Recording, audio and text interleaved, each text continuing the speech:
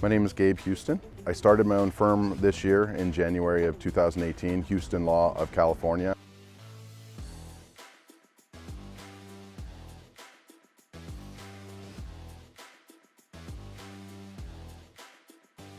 Joey Souliere bought a Suzuki GSXR 600 motorcycle just after Memorial Day in 2013.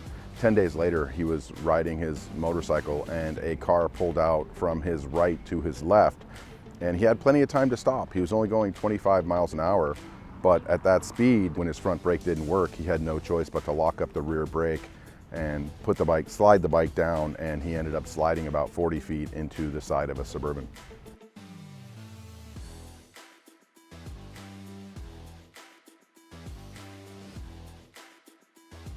My name's Tom Feher, and I work for the Simon Law Group.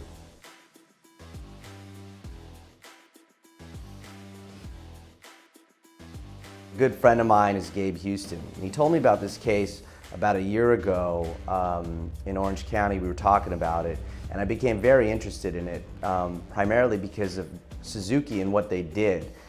They had known for years that their front brakes of their motorcycles, the GSXR, was not working properly. And they concealed this. They hid it from the American public and continued to sell these motorcycles. And Joey Souliere happened to buy one of these motorcycles, and sure enough, 10 days later, his front brakes failed and he crashed. This was in part a product liability case, but there's also a personal injury component to this case.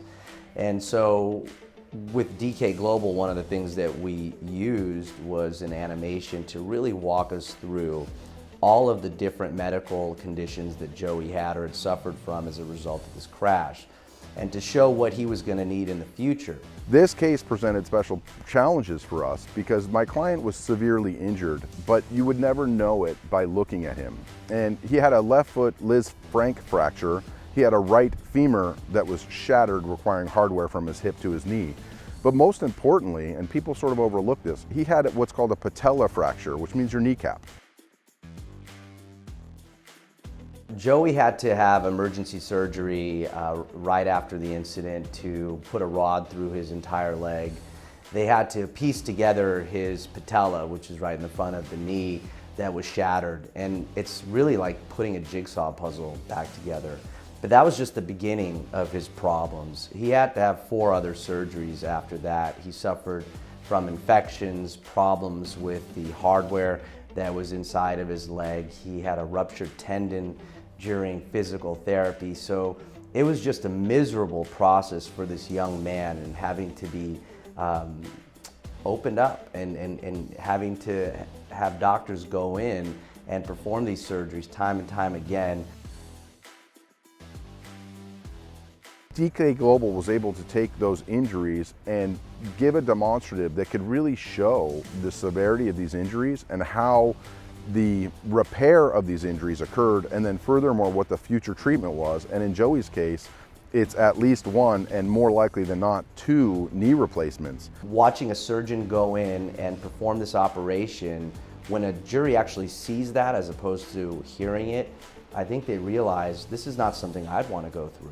Suzuki Motor Corp offered us 0 from the beginning, and they told us very early on that they were never going to offer us a cent, and that even if we were going to go to trial and win, they are going to appeal the verdict. And so we had to take this case to trial. This case was originally set for trial last year in September 2017. We finally got it in front of a judge and a jury essentially in August of 2018. Total award from the jury was just over $8 million between compensatory and punitive damages. This case was a true teamwork project. This case could not have been prosecuted without the help of the Simon Group and all of the resources they brought. I think DK Global's been great. They're professional.